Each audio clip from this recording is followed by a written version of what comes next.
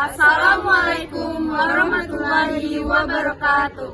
Halo semua. Kami dari mahasiswi Universitas Perintis Indonesia, jurusan Segala Terapah Teknologi Laboratorium Medis. Di video kali ini, kami akan menjelaskan terkait salah satu alat di laboratorium, yakni RT-PCR. Tapi sebelum itu, kami akan memperkenalkan anggota kelompok kami terlebih dahulu.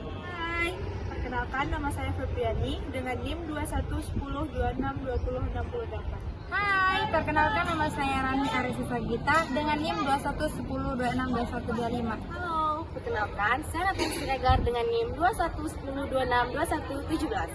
Hai, perkenalkan saya Cindy Reza Finli dengan NIM 2110262101. Hai, perkenalkan nama saya Cynthia Octavia dengan NIM 2110262089. Selamat menyaksikan.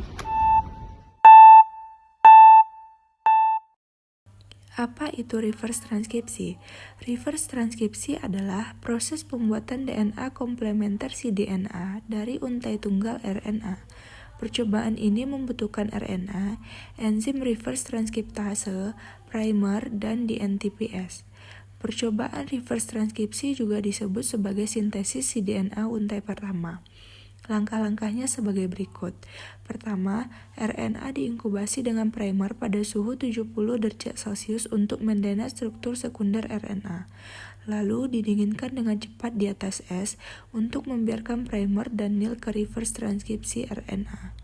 DNTPase dan buffer ditambahkan reaksi, lalu diperpanjang pada suhu 37 derajat Celcius atau lebih tinggi selama 1 jam untuk memungkinkan transkripsi terjadi. Reaksi reverse transkripsi dipanaskan pada suhu 70 derajat Celcius untuk menonaktifkan enzim hingga hasil akhirnya adalah cDNA. Di sini pilihan enzim untuk transkrip balik. Kami memiliki transkrip balik baik adalah MMLV enzim. Enzim dasar yang baik adalah MMLV. Enzim ini akan menyelesaikan tugasnya, tetapi ada hingga 37 derajat Celcius yang dapat menjadi masalah jika Anda memiliki templates atau banyak struktur sekunder. Untuk menanggapi transkrip balik yang baik adalah skip 3 superskip muatan balik enzim MMLV yang sangat termostabil. Muatan milienzim dengan aktivitas Rn yang bereaksi RT mencapai suhu yang lebih tinggi, yaitu 50 derajat Celcius ini, berarti Anda mendapatkan hasil lebih banyak, produk lebih panjang, referensi lebih besar dari NNA input Anda. Superskip 3 dapat digunakan untuk superskip 3 untuk PCR waktu nyata. Untuk aplikasi PCR, waktu nyata adalah mungkin memiliki transkrip ekspresi tinggi dan rendah dalam sampel yang sama dan Anda hanya ingin mengukur target. Superscript Phyllo mengandung superscript 3RT termostabil yang sama yang telah kita bicarakan sebelumnya, tetapi dengan campuran buffer yang dioptimalkan dan protein pembantu. Ini semua dirancang khusus untuk menghasilkan cDNA untuk aplikasi real time sehingga menghasilkan hasil tinggi dan linearitas yang belum pernah terjadi sebelumnya di seluruh rentang sampel. Primer choice for reverse transcription. Pilihan primer untuk reverse transkripsi.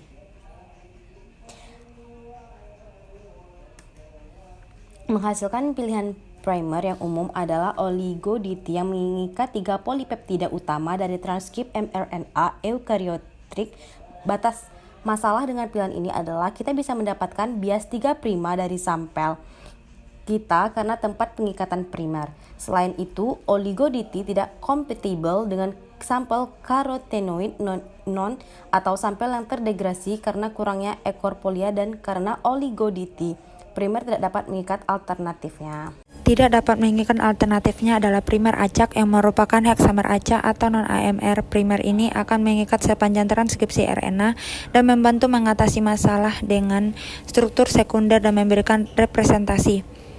Populasi yang baik, primer acak biasanya menghasilkan cDNA yang lebih tinggi. Menghasilkan beberapa peneliti memilih menggunakan campuran dari primer acak dan oligo. Pilihan terakhir untuk primer adalah gen-specific primer. Primer ini hanya akan membuat cDNA untuk satu target spesifik. Gen-specific primer diperlukan untuk menargetkan reaksi spesifik real-time PCR dan qRT-PCR. Hasil cDNA akan lebih rendah daripada gen-specific primer karena hanya menargetkan satu transkripsi.